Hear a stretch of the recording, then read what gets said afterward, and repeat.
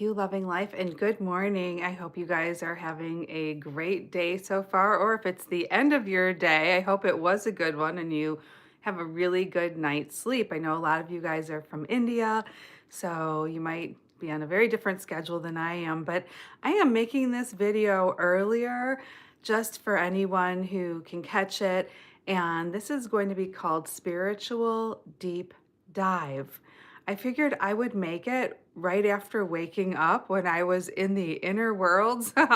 It might be a little weirder, I don't know.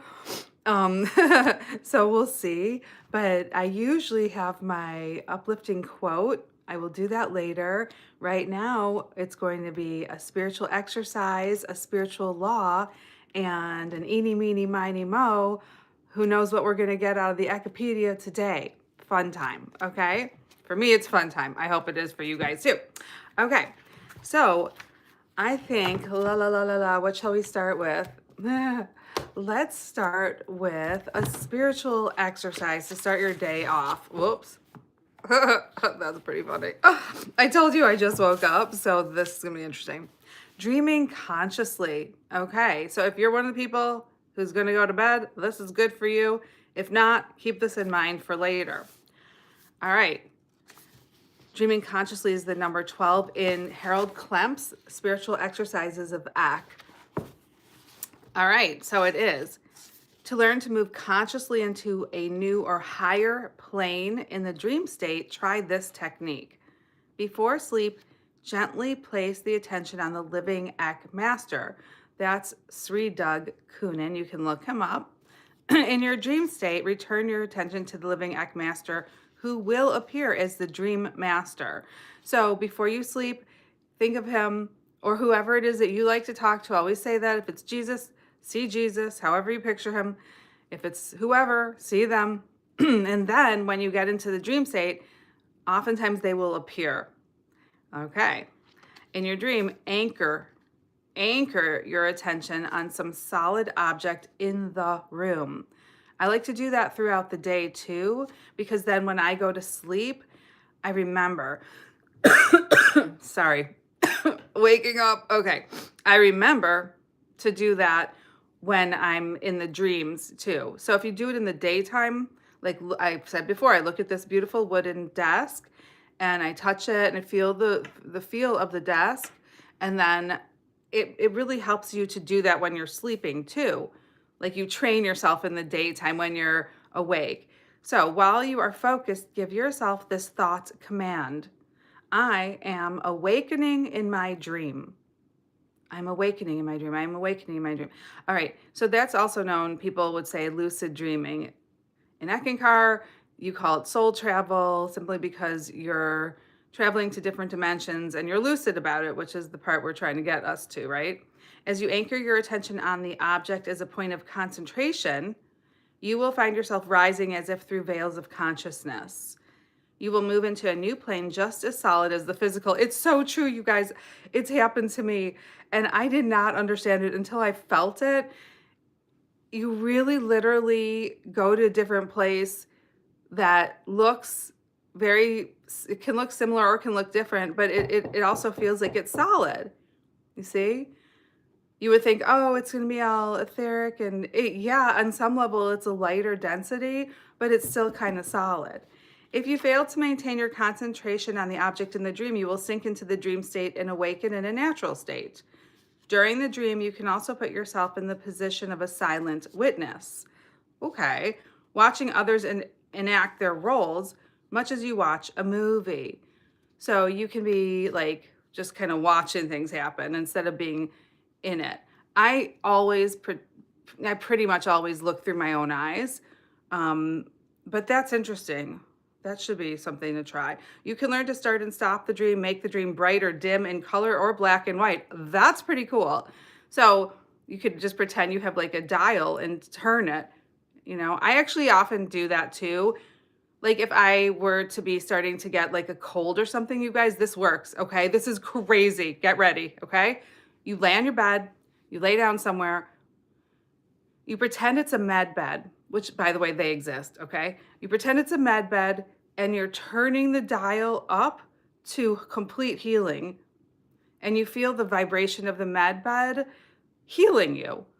And then bye-bye cold, okay?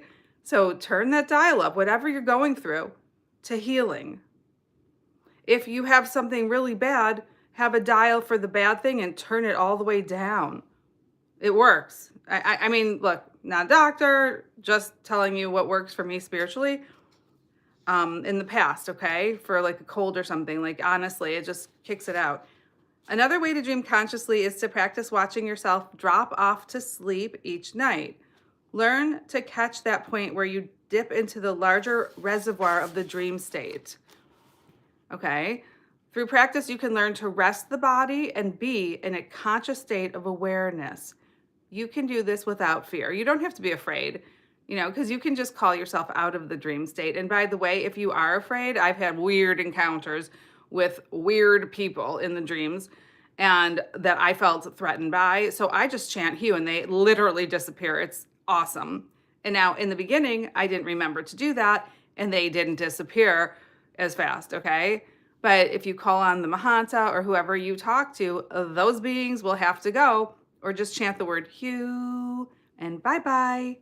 Okay, you can do this without fear. You can then learn to move from one dream level to another without losing consciousness.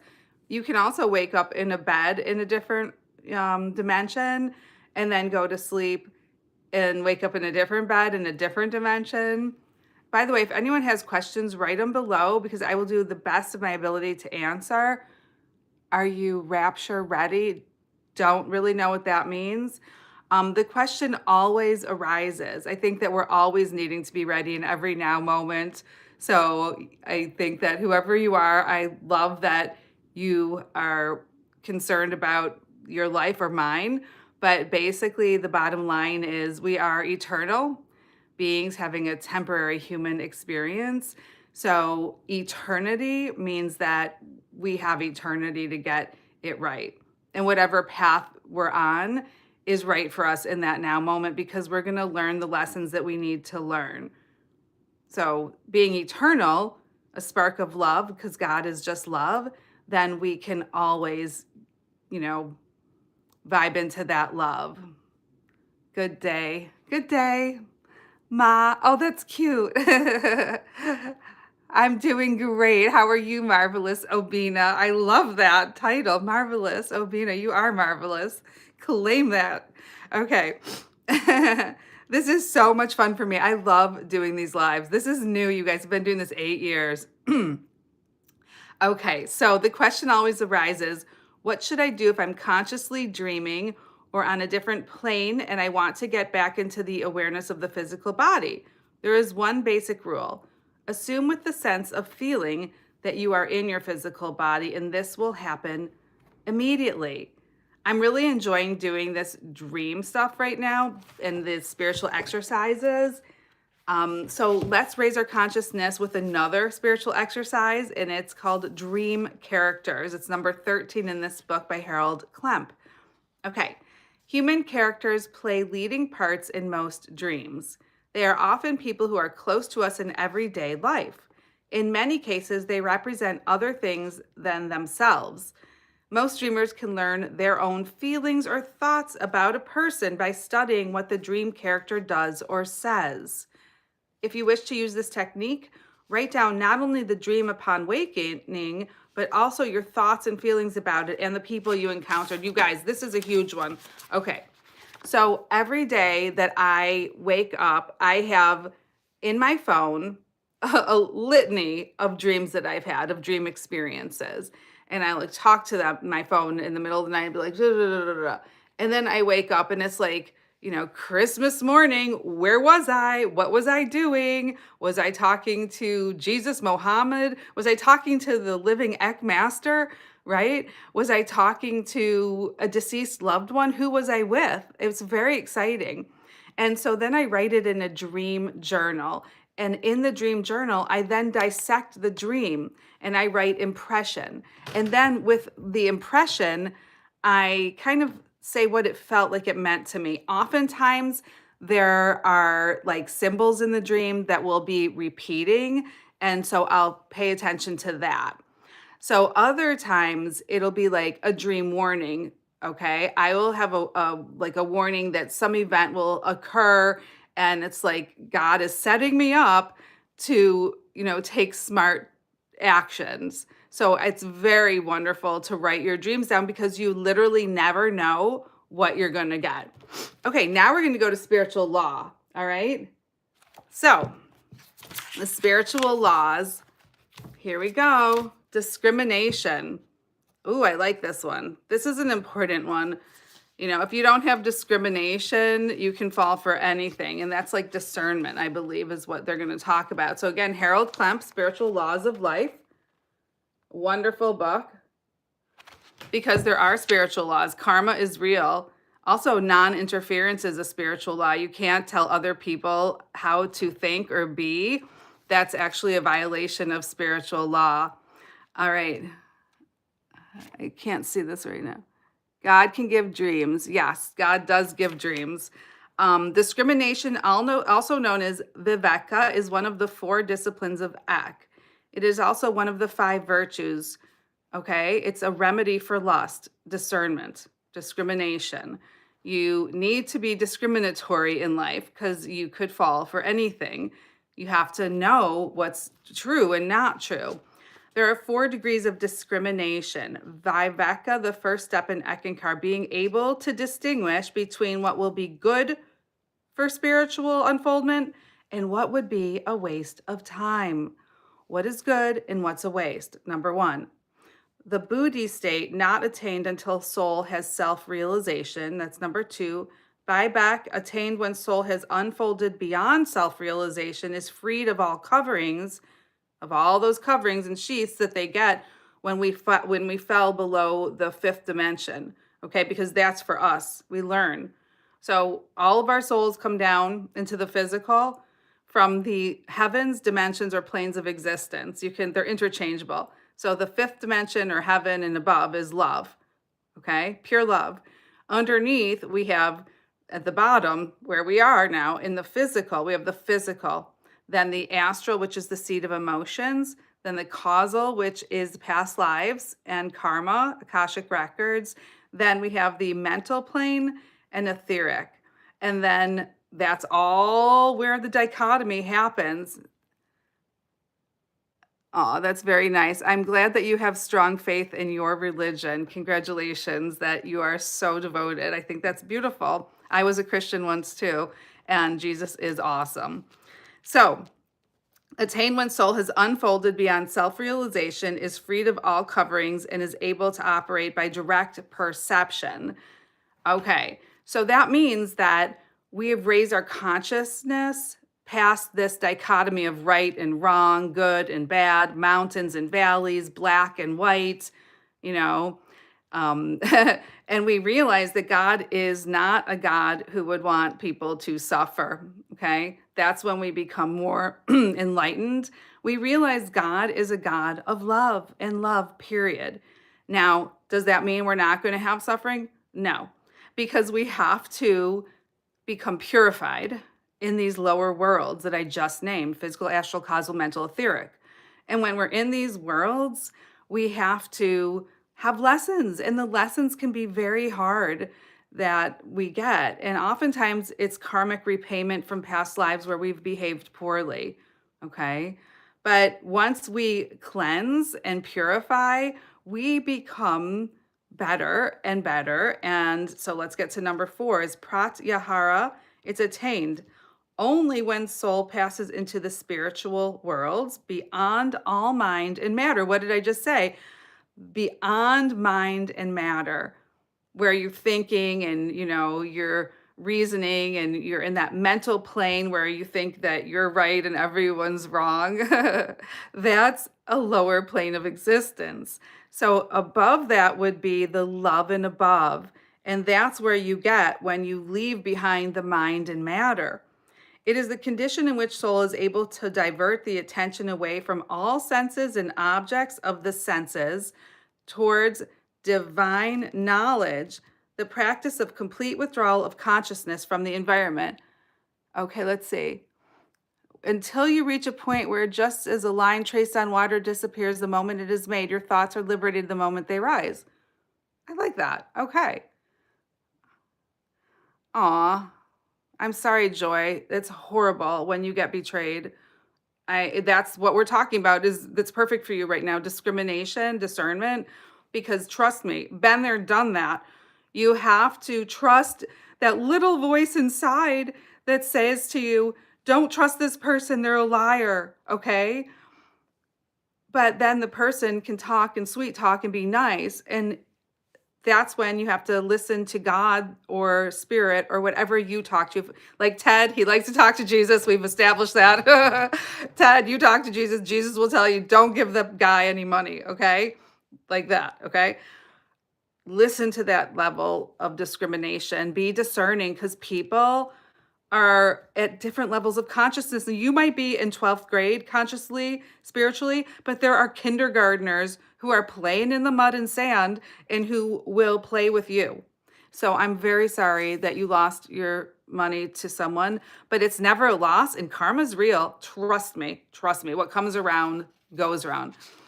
I am referencing the book, The Spiritual Laws of Life by Harold Klemp. This is the spiritual laws of life. And then the other one was the spiritual exercises of act, excuse me. So it requires a high level of discrimination to avoid breaking the spiritual law. It does a lot. Okay. I also want to say to Chris, I was answering someone who wrote something. Okay. In order to know when to speak and when to remain silent, some people don't know when to remain silent. They just got to push their agenda. You must apply the law of discrimination. Know when to keep silent. Okay. Silence is golden, like they say in the movies, right? Discrimination just means, here it is, making the right choices. Some people have an uncanny knack for making the wrong choices, and that's why they have the problems that they do. They'll get into one unhappy marriage after another, after another, after another. 2, 3, 4 times the mate turns out to be an alcoholic. You say, what bad luck? But it's not bad luck. Soul who is making the choice has poor discrimination and makes poor choices. Okay? Don't blame the person you married. You're choosing that person, right? So, how do you change this? First, you have to look at your own weaknesses. Then, you have to also know how to grow and develop spiritually. Generally, it's through singing the ancient name of God, Hu. So, the most ancient, revered word you can say on this planet is Hu. It is a love song to God. It literally means love. And when you sing it, you raise your vibration to the higher heavens. So you bring the energy of Hu into your physical form that you are temporarily inhabiting. Okay. So as you sing Hu, it raises your vibration. Okay. It's also very protective against all sorts of things. Other spiritual words and spiritual exercises help as well.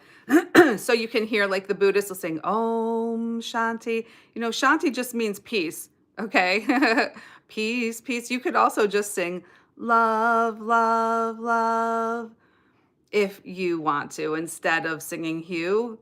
But either way, if you sing things like that, then you're getting out of the mind battles about, you know, uh, different things and you get to the bottom straight heart of it, which is love. You just get into the love, right? Every thought, word, or deed either purifies or pollutes the body. If you're thinking about demons, you're polluting your body. Why would you think about that? Now, this is very important, very powerful, because you're dealing with states of consciousness and everyone's at a different one. Someone at one state of consciousness might think they're doing something right when they're actually violating spiritual law, forcing their agenda on someone else. Like, for instance, you know, Ted, you keep writing about your religion. This is a spiritual discussion about Eckankar. So maybe go to a Christian channel. I mean, I say that with love. It's okay if you do. at some point you find you need an edge for health or for peace of mind, look at what you're putting out there and what's around you, what's coming in. Look at whatever you form of music is, okay, or news. Do you watch the news in a like do you watch the negative news? Because quite frankly, it's very much a low vibration. It's one thing to decide to donate money to certain causes and charities. It's another to watch the news and it's just like, why? Why are you watching it? Okay, yeah, you might want to know stuff. And yes, clearly, you want to keep informed. If there was something, a cataclysmic event, I'm sure someone would call you and say something, right? But if there's nothing you can do and you're just watching, you're putting your energy into the bad things that are happening. And actually, it's coming back to you because if you're not able to do anything to fix it, you're just putting more energy into it. And it's really not good. Also, what kind of music do you listen to? Are you listening to something that is, and thank you, Chris. Are you listening to something that is negative and violent? Are the words in the music that you are listening to, are they negative? Like, why would you listen to it? Are you watching TV shows that have violence and other things that are just totally inappropriate? If so, why? Why would you put that in? If you want to be more loving and discriminatory, then don't do those things. So whatever ways you let the external world into your internal world makes a difference. Because what's coming in is going to go back out there. And then it bounces like an echo. It comes back to you. Everything we do comes back to us as if it knew the way, because it does, you guys. Pardon me one sec. I can't believe I've been doing these hour-long live things. I hope you like them. I'm really enjoying it for the most part. And so it strengthens and eventually has a very strong influence on you. Everything you do comes back. And this influence can be either beneficial or harmful. So the choice is yours. What are you going to choose? You might really like some show on Netflix, but if it's violent and negative, you might want to ask yourself, why am I still watching this? If I say I want to be a better soul, a better person on this planet, then why am I watching these things? Every thought, word, or deed either purifies or pollutes the body. Again, I would suggest not to pollute your mind with negative thoughts. Yes, I agree. Thank you. It sounds like a simple statement, but it's a powerful one. To give yourself an edge to better health. Oh, here we go, guys. Ready? Maybe we can get on track and talk about health for a second. Get rid of all the negative elements in your life that you are aware of, every single one of them, and keep your focus on the good things. As one thinks, so does he become. So again, like that med bed analogy I told you guys about, pretend you're on a med bed. Turn up the health volume. Eat healthy foods that don't have things you can't pronounce. Drink purified water. Eat a fruit. Have an almond. It has one ingredient in it, almond, okay? Thoughts are things. They have the power to build or destroy. For example, in country and Western music, there are both upbeat and downbeat songs. Okay. Point. Listen only to the upbeat or happy or funny ones. Yes. Why would you listen to the sad, sad, sad songs? I mean, unless you want to be sad, sad, sad, or you went through a breakup and it's helping you cry, Okay. So put away the songs about mates cheating on each other, tragedy, crimes, self-pity, and every other negative song as well. Don't listen to that stuff. It just pollutes your mind. The echoes of negative music must have their play, except that the negative echoes must die out before one may see an improvement in his health. So if you want to get healthier, cut out every negative thing, every single one of them. Bye-bye. Just cut them out, including the habit of, like whatever you like to eat that's not good. Okay, obviously, you don't want to pollute your body. And less chemicals, meaning in everything, the better. Like even your toothpaste, okay? Seriously. By the way, fluoride calcifies the pineal gland, which is right here between the two temples, the third eye. It's the pineal gland. It actually is like an eye in your head. It's called the pineal gland. You can look it up. And it is this one of the seats of soul. It can be the heart as well. That's, where the soul is in your body. You don't want calcium around it, so you can't see. So your inner sight is dead. You want to be able to see. So that's another thing to look out for. And clearly, all of us need more vitamin D, a lot of it, a lot more. So pay attention to related fields too. Watch the quality of your reading. What do you read? TV shows, computer games, opinions. Speak well of people at all times. Chris, thank you for being with us. I wish you everything good. I truly do. Talk shows can be very damaging. The hosts often try, or not Chris, Ted, sorry. Thank you for being here too, Chris. Talk shows can be very damaging. The hosts, those are horrible. Don't even engage in Jerry Springer and things like that. I mean, I don't watch TV for the most part. I really don't. Like once in a blue, I will watch TV, but very, very infrequently. But yeah, talk shows, those are like, they're horrible. It's almost like I'm embarrassed to even think I even watched one ever. And I did in the long time ago. And oh, they're horrible. They try to rile their listeners. Yeah. So they'll call in to express their outrage and find your tolerance level to old negative influences around you. Don't exceed those limits. Work toward eliminating them. Okay. So give yourself an edge in matters of health. That's one big way to do it. As you grow in discrimination, we're almost done with discrimination. You learn you can only accept a certain amount of something. Then you have to step back and say, I'll learn to do things another way. You fall back on your creativity, the creativity of soul.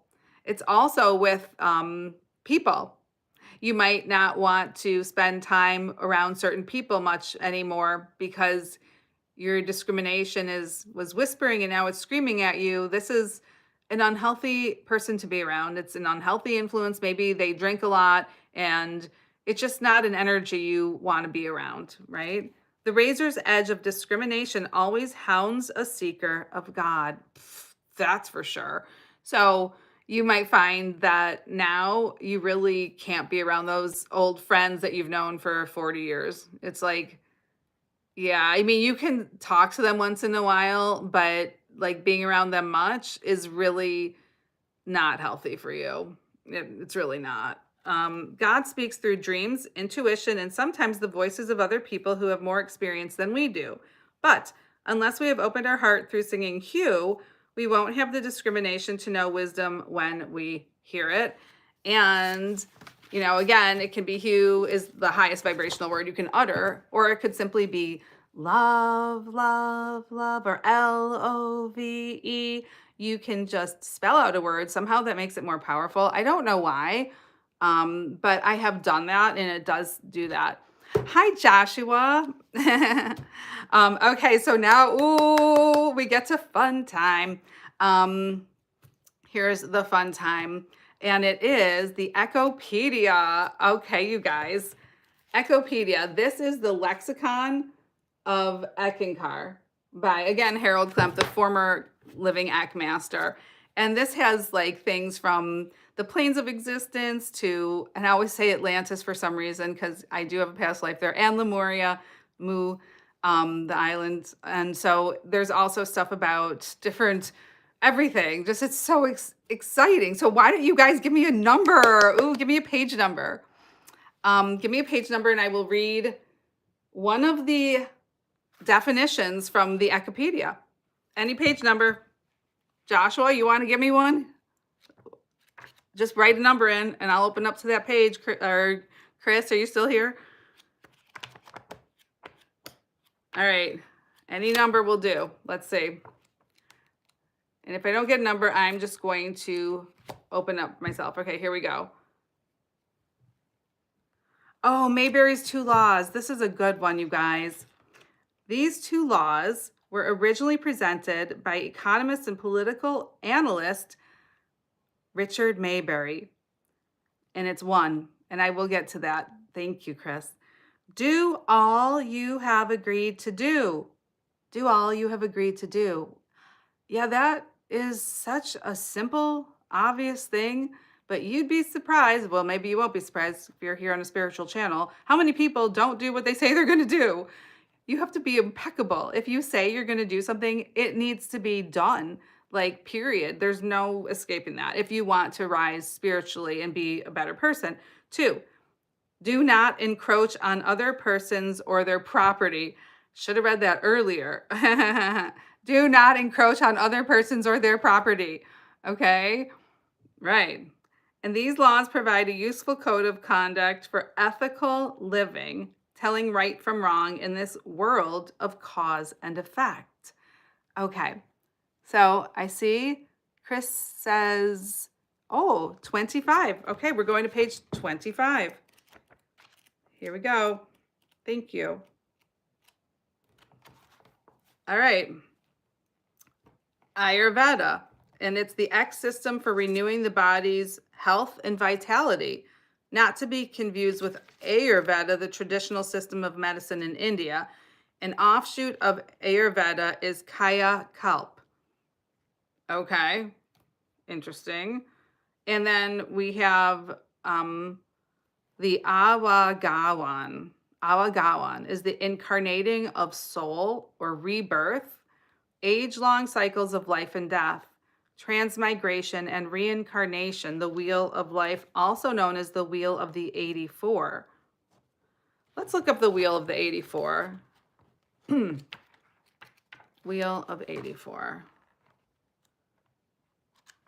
Okay, almost there. I keep missing it. Here we go. Okay.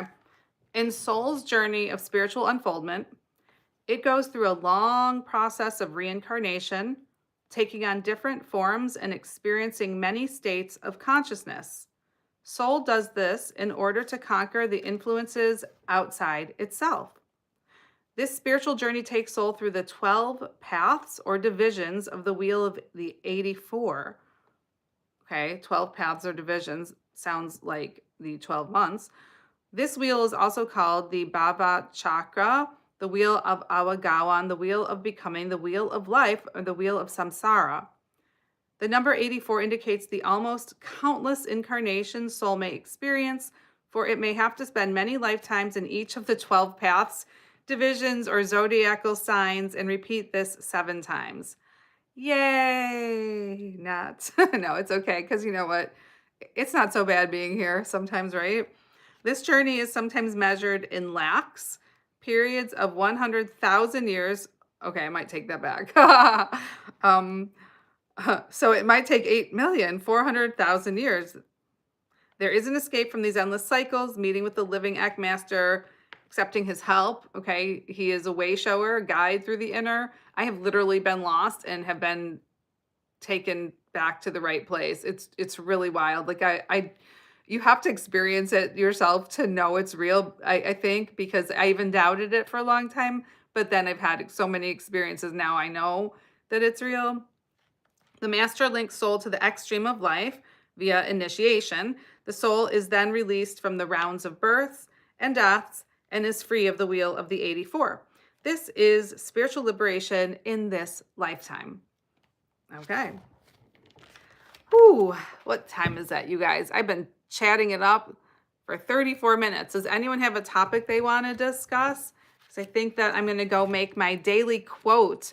And by the way, I really appreciate you being here. Like, it means a lot. I love learning this stuff. So thank you for learning with me. So any questions? I am going to make my uplifting quote of the day, make it every morning. It's like a short, so you can look under shorts. There's so many of them. And again, it's Harold Klemp's wisdom. I'm just reading it with a minor interpretation from my own experience, personal. Okay. But that's what all this really is. I just like to share the works of Eckankar. You can find more out at eckankar.org. And it is an incredible spiritual path of complete freedom. There's no cookie cutter thing about it. You are completely an autonomous, respected soul. And yeah, so eckankar.org. And I think that I know I wish you a great day. I think that this is it. And I'm sending so much love. And Hugh, consider chanting the word Hugh, highest vibrational word on the planet, will lift your consciousness to the higher dimensions. I believe it's on the 10th plane of existence, the word Hugh. So when you sing it, being in the first plane of existence, the physical, you're raising your consciousness that high. And that's the greatest thing I could ever share on this channel. That's why I've named this Hugh Loving Life. Okay, it does help you love life and live life far better than before you chant the Hugh. I do it 20 minutes a day, sometimes twice a day would be 40, but often just 20. If you do it twice a day, sometimes you can really get too out there. And I tend to need to be grounded because I'm already kind of out there. Not in a bad way, but so yeah, 20 minutes for me is probably more than enough. But yeah, if you really want to try it, give it a try. Let me know. You can always come back to this video, comment below. I read every comment and respond. So I send you guys so much love, and I wish you all the very best. Take care, you guys.